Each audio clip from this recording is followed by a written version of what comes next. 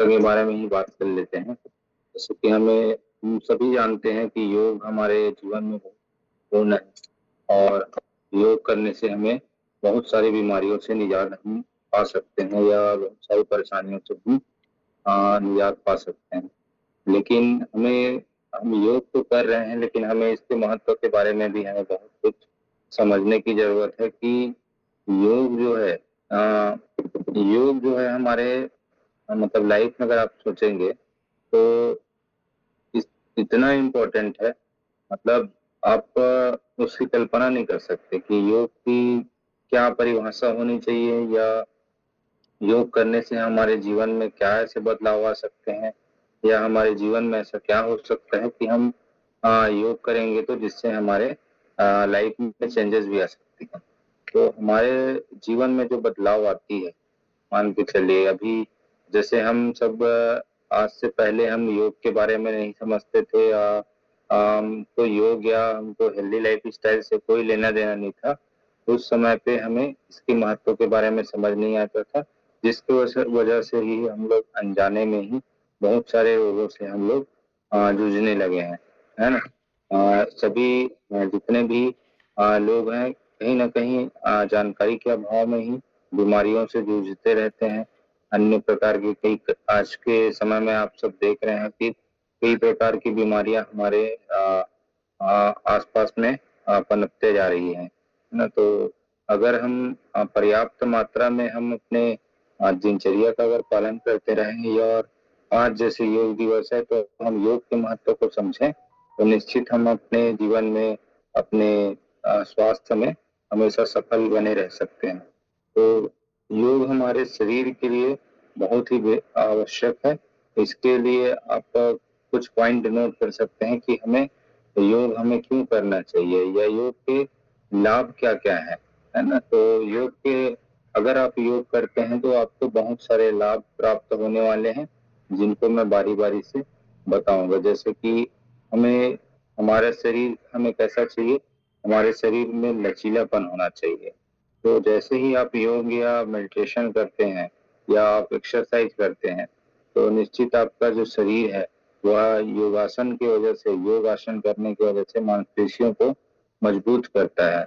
जब आप योगासन करते हैं, तो आपकी जो मांसपेशियाँ हैं, वो मजबूत होती है, शरीर लचीलापन होता है, संतुलन व शारीरिक मुद्रा में सुधार करता है। आपके शरीर को संतुलित करता है, आपके शरीर को लचीलापन करता है और आपकी जो शारीरिक मुद्रा है, उसमें सुधार करते हैं, है ना? अगर आप प्रतिदिन योग करते हैं, तो आपको लचीलापन, आपके शारीरिक मुद्रा में सुधार, इस तरह की लाभ आपको मिलते हैं। उसके बाद में दूसरा पॉइंट है आपका हृदय लाभ, है ना? हृदय अर्थात आजकल आप देख रहे हैं कि हृदयघात वाली समस्या बहुत ही बढ़ते जा रही है ना? तो ये हृदयघात की जो समस्या आज बढ़ रही है, मान के चलिए, हमारे भारतवर्ष में तो बहुत ज़्यादा आजकल हृदयघात की समस्या बढ़ रही है और हमें अपने आस-पास में ही देखने को मिल जाता है कि कहीं न कहीं ब्लॉकेज की वजह से किसी का मृत्यु हो गया, है ना? किसी को हार्ट में ब्लॉकेज बन गया जिसकी वजह से उसके हॉस्पिटल का हज़ारों हज़ारों लाखों रुपए का उसको खर्च आ गया या उसका बिल बन गया, है ना? या किसी की तो जान ही चली गई। तो इस तरह की समस्याएँ आजकल हम लोग अपने आस-पास में ही देख रहे हैं। इतनी मतलब बहुतायत मात्रा में इस तरह की परेशानियों का सामना लोग कर रहे हैं। लेकिन आप सही मात्रा में अगर आपका दिनचर्या का पालन करते हैं और आप प्रतिदिन योग करते हैं, तो आपके हार्ट से जो संबंधित डिसीज़ हैं, वो भी सॉर्ट आउट हो जाते हैं या हृदय हृदय आपका स्वस्थ बना रहता है। जैसे कि नियमित योग से रक्तचाप को नियंत्रित रखता है और हृदय प्रणाली को स्वस्थ रखने में मदद करता है। आपका जो हृदय है, मान के चलिए आपका जो हार्ट है, अगर वो थोड़ी देर के लिए भी अगर बंद हो जाए तो सोचिए कितना बड़ा नुकसान हो सकता है। तो हार्ट को हमें स्वस्थ रखने के लिए हमें उसके लिए कार्य करते रहने चाहिए। जैसे हमें अपने दिनचर्या में अच्छे भोजन को शामिल करना चाहिए। जैसे कि यदि हम आजकल का चलन जो हो गया है ना कि हम लोग ज़्यादा ऑयली फूड खा रहे हैं, ज़्यादा ऑयली खाना खाते हैं, तो ज़्यादा ऑयली खाना भी हमारे हार्ट के लिए नुकसानदायक हो सकता है। हमें हार्ट को स्वस्थ रखने के लिए उसको जिससे लाभ मिल सके, या आपके हृदय को जिससे आपको सहायता मिल सके स्वस्थ रहने में, ऐसे भोजन के लिए आप आगे प्रयास करें और आगे ऐसा भोजन ही ग्रहण करें। और अपना हार्ट को स्वस्थ रखने के लिए, अपने हृदय को स्वस्थ रखने के लिए आप प्रतिदिन योग करें, ध्यान करें, मेडिटेशन करें, है ना। अगर योग आप करते हैं प्रतिदिन, तो योग के माध्यम से ही आपके हार्ट में पर्याप्त ऑक्सीजन मिलेगा, जिसकी वजह से उसको पंप करने में भी आसानी होगी। आपके ब्लड में पर्याप्त मात्रा में ऑक्सीजन होगा तो आपका ब्लॉकेज नहीं बनेगा, और ब्लॉकेज नहीं बनेगा तो आपको जो आजकल के जो चलन में जो आ रही है ब्लॉकेज की जो समस्या, उस तरह की समस्याएं नहीं होंगी। अगर पर्याप्त मात्रा में आप प्राणायाम करते हैं, योग करते हैं, अनुलोम विलोम कपालभाति भी कर लेते हैं, तो आप निश्चित ये मान के चलिए कि आपके शरीर में ऑक्सीजन की भरपाई होने वाली है। और अगर आपके शरीर में ऑक्सीजन सही पर्याप्त मात्रा में आपकी नसों में ऑक्सीजन दौड़ रही है, आपका ब्लड फ्लो अच्छा चल रहा है, तो आपको किसी भी तरह की हृदयघात वाली समस्याएं नहीं होने वाली है। तो आपको अपने हृदय स्वास्थ्य के लिए या हृदय को स्वस्थ रखने के लिए आपको योग या मेडिटेशन प्रतिदिन आपको करते रहना चाहिए। उसके बाद में है तीसरा पॉइंट है, आप तनाव और चिंता से आपको राहत मिलती है। अब तनाव और चिंता से आपको कैसे राहत मिलती है? प्राणायाम या ध्यान कार्टिसोल, तनाव का जो हार्मोन्स होता है उसको कम करता है ना। जैसे ही आप योग या प्राणायाम करते हैं तो हमारे शरीर में, हम लोग कई बार बात कर चुके हैं कि जब भी हमें स्ट्रेस आता है या तनाव आता है, उसके लिए कौन सा हार्मोन्स जिम्मेदार होता है? कार्टिसोल हार्मोन्स जिम्मेदार होता है। तो जैसे ही हम योग मेडिटेशन ध्यान करते हैं तो यह कार्टिसोल का स्तर कम हो जाता है, जिसकी वजह से हमें तनाव और चिंता से राहत मिलती है, जिससे मानसिक शांति, बेहतर नींद और ऊर्जा मिलती है ना। अगर हम मान के चलिए प्रतिदिन एक अच्छा एक्सरसाइज, योग, मेडिटेशन, है ना, योग करते हैं या मेडिटेशन करते हैं, तो निश्चित हमें हमारी जो इस तरह की जो समस्याएं हैं, क्योंकि आप सभी ने देखा होगा कि जब आप स्ट्रेस में आते हैं या तनाव में आते हैं तो आपको बहुत सारी परेशानियों का सामना करना पड़ सकता है ना। अब तनाव आने से आपको आपकी डायबिटीज की भी समस्या बढ़ सकती है, आपको बीपी की भी समस्या बढ़ सकती है, और खास करके आपके हार्ट हेल्थ को भी नुकसान हो सकता है। तो तनाव को कम करने के लिए हमें क्या करना चाहिए? हमें नित्य प्रतिदिन कम से कम 20 मिनट का या 10 मिनट का हमें ध्यान करना चाहिए, और कम से कम 40 से 50 मिनट का योग हमें प्रतिदिन करना चाहिए। अगर 40 से 50 मिनट का योग हम प्रतिदिन करेंगे तो निश्चित हमें हमारे हृदय को भी स्वस्थ रहने में लाभ मिलेगा। और अब हम जो तनाव की जो बात कर रहे हैं, तनाव सबसे बड़ा आज के समय में बीमारी का जड़ है। अगर आप तनाव के बारे में समझ गए कि मुझे तनाव को कैसे मैनेज करना है, या मुझे किस तरह से अपने तनाव से बचना है या थोड़ा सा उससे दूरी बना करके रखना है, क्योंकि आज के समय में परिवेश में ऐसा है कि आप तनाव से तो बच सकते नहीं हैं, क्योंकि हर व्यक्ति के जीवन में तनाव रहता ही रहता है। मान के चलिए हर किसी को कोई ना कोई चीजों से रिलेटेड तनाव बना ही रहता है। किसी को परिवार का चिंता सताता है, किसी को व्यापार का चिंता सताता है, किसी को अपने और अन्य कोई एक्टिविटी है उसकी चिंता सताते रहती है, या किसी न किसी तरह से हमारे जीवन में तनाव का आगमन होते रहता है। लेकिन हम अगर रोज प्रतिदिन हम जैसे हम इस क्लब से जुड़ करके रोज प्रतिदिन योग और मेडिटेशन करते हैं, वैसा ही हम प्रतिदिन अगर योग करते रहें, मेडिटेशन करते रहें, तो निश्चित हमें लाभ मिलेगी, और हमें तनाव, एंजाइटी, है ना, डिप्रेशन, इन सारी समस्याओं से हमें निजात पाने का सिर्फ एक ही माध्यम है कि हम अपने अपना जीवन को या दिनचर्या को अच्छा बना के रखें, अपने दिनचर्या का सही तरीके से पालन करें, और हम प्रतिदिन योग या मेडिटेशन करते रहें। तो दिनचर्या और योग के माध्यम से ही आप तनाव, एंजाइटी, डिप्रेशन या इस तरह की जो परेशानियां हमें भविष्य में होने वाली है या हो रही हैं, उससे हम बच सकते हैं, और हम अपने लाइफ को बेहतर तरीके से सरवाइव कर सकते हैं। उसके बाद में है, अगर आप योग करते हैं तो एक और बहुत बड़ा आपको लाभ मिलने वाला है, जोड़ों और जैसे पीठ में किसी को दर्द बना है, जोड़ों में दर्द बना है, ज्वाइंट पेन की जो समस्या होती है, तो योग के माध्यम से आप इसे भी अच्छा रख सकते हैं। जैसे कि योगासन पीठ के लिए, निचले हिस्से के दर्द के लिए, गठिया के लक्षणों के लिए, सिर दर्द में राहत से अत्यधिक अगर परेशान है कोई, है ना, कोई सिर दर्द से परेशान है, कोई ज्वाइंट पेन से परेशान है, किसी को पीठ के निचले हिस्से में कमर में दर्द हो रहा है, तो अगर आप सही तरीके से इसका ज्ञान रखेंगे या सही तरीके से आप योग और मेडिटेशन करते रहेंगे, तो निश्चित आपको फायदा मिलने वाला है। और आपको देखिए, आज के समय में ज्वाइंट पेन की समस्या भी काफी बढ़ रही है। ज्वाइंट पेन हो गया या फिर सिर दर्द है, ये दो तरह की जो समस्याएं हैं वो काफी बढ़ चुकी हैं। आप घरों घर में आपको पेन किलर की दवाई मिल जाएगी, जो कि बेहद ही नुकसान करने वाली दवाई है ना। अगर इसका कोई सेवन लगातार कोई करता है, तो यहाँ उसके लीवर और किडनी में भी परेशानी हो सकती है। तो पेन किलर की दवा का उपयोग हमें ज्यादा नहीं करना चाहिए।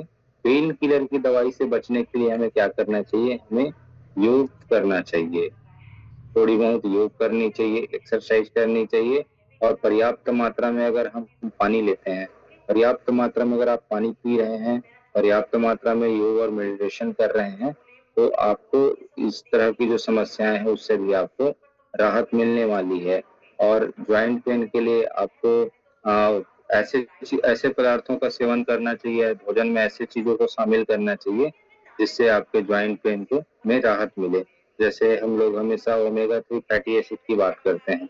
ओमेगा 3 फैटी एसिड को अगर हम लेंगे, है ना, योग और मेडिटेशन के साथ साथ अगर ओमेगा 3 फैटी एसिड जैसी चीजों को हम लेते हैं, तो वह हमारे ज्वाइंट पेन के लिए फायदेमंद होता है, क्योंकि वह हमारे ज्वाइंट में ग्रीस बनाने का भी काम वो कर सकता है। तो ओमेगा 3 फैटी एसिड भी हम हमारे द्वारा लिया जा सकता है ज्वाइंट पेन के लिए। और सबसे अच्छा है कि एक प्रशिक्षित योगाचार्य के द्वारा आप ऐसे योगा सीखें या ऐसे एक्सरसाइज सीखें जिससे आपको ज्वाइंट पेन या पीठ दर्द या सिर दर्द जैसे जो समस्याएं होती है। जैसे सिर दर्द की हम बात करते हैं, तो हमारे योगाचार्य सर बताते हैं कि सिर दर्द के लिए आपको भ्रामरी प्राणायाम अगर आप करते हैं या ध्यान करते हैं, है ना, तो इस तरह से आप सिर दर्द की समस्या से भी निजात पा सकते हैं। ओवरऑल अगर हम देखें तो योग के माध्यम से हम काफी तरह की समस्याओं से निजात पा सकते हैं। बस हमें उसके बारे में सीखना जरूरी है, हमें उसका ज्ञान अर्जित करना जरूरी है। अगर हम योग के बारे में ज्ञान अर्जित कर लेते हैं, तो निश्चित हम कई सारी जो परेशानियां हैं जिससे हम जूझ रहे हैं, हमारा परिवार जूझ रहा है ना, कई सारे बीमारियों की जो समस्याएं हमारे जीवन में उत्पन्न हो रही है, तो ऐसे चीजों से भी हमें बचा जा सकता है। तो योग हमें बहुत सारी चीजों से हमें निजात दिला सकता है। बस हम उसको समझें और उसको समझ करके हम उसको अपने जीवन में उतार करके इम्प्लीमेंट करते रहें, तो निश्चित हमें फायदा मिलने वाली है। और एक और बहुत बड़ा पॉइंट है जिससे हम बहुत ज्यादा फायदा ले सकते हैं योग से। तो योग के माध्यम से आप वजन नियंत्रण का भी काम कर सकते हैं।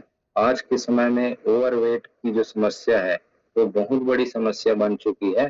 तो अगर आप मान के चलिए कि प्रतिदिन योग, एक्सरसाइज, मेडिटेशन इस तरह से चीजें करते हैं, आपके जीवन में अगर आपने योग को अपने जीवन में उतार लिया है, या योग प्रतिदिन आप 40 से 50 मिनट 1 घंटे तक अगर आप योग को समय दे रहे हैं, तो निश्चित आपका वजन नियंत्रण भी आप आसानी से कर सकते हैं। क्योंकि सक्रिय योग योग मुद्राएं, है ना, जो सक्रिय योग मुद्राएं होती हैं वह कैलोरी जलाने में मदद करती है ना।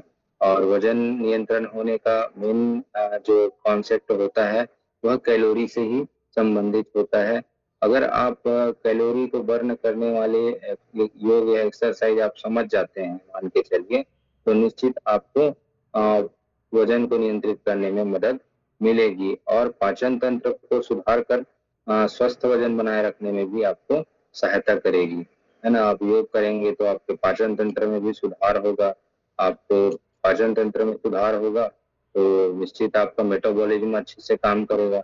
मेटाबॉलिज्म अगर अच्छे से काम करते रहेगा तो आपको किसी भी तरह की समस्याएं होने वाली नहीं है। क्योंकि आप ये मान के चलिए कि अगर योग के माध्यम से आप अपना मेटाबॉलिज्म जो चयापचय की जो प्रक्रिया है उसमें आपने सुधार कर लिया, तो निश्चित आपका वजन नियंत्रित रहने वाला है। क्योंकि मेटाबॉलिज्म के क्रियाकलापों के द्वारा ही आपके शरीर में वजन का बढ़ना या कम होने की जो प्रक्रिया है वह हो सकती है। अब मान के चलिए कि आपका जो मेटाबॉलिज्म है, मेटाबॉलिज्म अगर आपका स्लो चलता है ना? अगर मेटाबॉलिज्म स्लो चलता है तो वह आपके पाचन में थोड़ा ना थोड़ा प्रॉब्लम उत्पन्न करेगी। थोड़ा ना थोड़ा प्रॉब्लम अगर उत्पन्न होती है तो क्या होगा, आपके शरीर में जो भोजन है वह फैट के रूप में परिवर्तित होते जाएगा। इसका बहुत सारा कारण होता है, जैसे कि आप ओवर ईटिंग कर रहे हैं, बहुत ज्यादा खाना खा रहे हैं, तो उसकी वजह से मेटाबॉलिज्म उसमें अच्छे से काम नहीं कर पा रहा है या स्लो चल रहा है। और जैसे रात का भोजन हम करते हैं तो रात के समय में मेटाबॉलिज्म भी स्लो हो जाता है।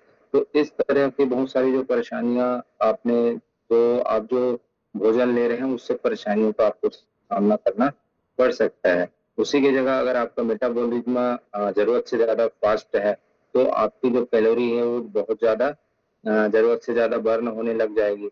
अब बहुत ज्यादा कैलोरी आपके शरीर में बर्न होगी तो आपके शरीर में फैट या मसल्स नहीं बचेंगे, जिसकी वजह से भी आपका वजन कम हो सकता है। तो अगर सही तौर पे अगर हम देखें तो अगर हम सही तरीके से योग या मेडिटेशन करते रहते हैं प्रतिदिन, है ना, तो हमारा मेटाबॉलिज्म भी अच्छे से काम करते रहेगा। अब मेटाबॉलिज्म हमारा अच्छे से काम करते रहेगा तो निश्चित हमें वजन में नियंत्रण बनाने में भी हमें सहायता मिलते रहेगी। और योग आज के समय में इतना आवश्यक हो चुका है, या एक्सरसाइज बोले या योग बोले, है ना, या मेडिटेशन बोले, तीनों का हमारे जीवन में बहुत ही उपयोग आज के समय में हो चुका है। क्योंकि आप देखिए आज के समय में जो लाइफ स्टाइल जो डिसीज है ना, लाइफ स्टाइल डिसीज से हर कोई जूझ रहा है, या हर घर में एक व्यक्ति जूझ रहा है ऐसा मान के चल सकते हैं। जैसे भारत में शुगर की हम बात करें तो शुगर भारत में हर 10 में से शायद 5 व्यक्तियों को शुगर की परेशानियों का सामना करना पड़ता है। बीपी की भी समस्याएं काफी बढ़ते जा रही है। तो इन सब लाइफ स्टाइल डिसीज से बचने के लिए हमें सिर्फ और सिर्फ यही करना है कि हमें अपने दिनचर्या को सुधार लेना है ना। हम जैसे हमारा दिनचर्या है उसमें हमारे जो खाने के तौर तरीके हैं, हमारे जो रहन सहन के जो तौर तरीके हैं, बस हमें इन्हीं में सुधार लाना है। जैसे कि हम भोजन का हमारा जो समय है या भोजन की जो प्रकृति है, हम कौन सा भोजन ले रहे हैं, हमें हमारे वातावरण के अकॉर्डिंग कौन सा भोजन हमारे लिए सही रहेगा, तो ऐसे भोजन को हमें ग्रहण करना चाहिए। और हम जैसे आज के समय में देख रहे हैं कि हम लोग यूरोपीय कंट्रियों के खाने पीने की चीजों को तौर तरीकों को ज्यादा फॉलो कर रहे हैं, तो उनको हमें फॉलो नहीं करना है। हमें अपने भारतीय संस्कृति का पालन करते हुए हमें अपने भारतीय खाने की ओर जाना चाहिए और भारतीय खाने में ही हमें अपने सेहत के राज को ढूंढना चाहिए।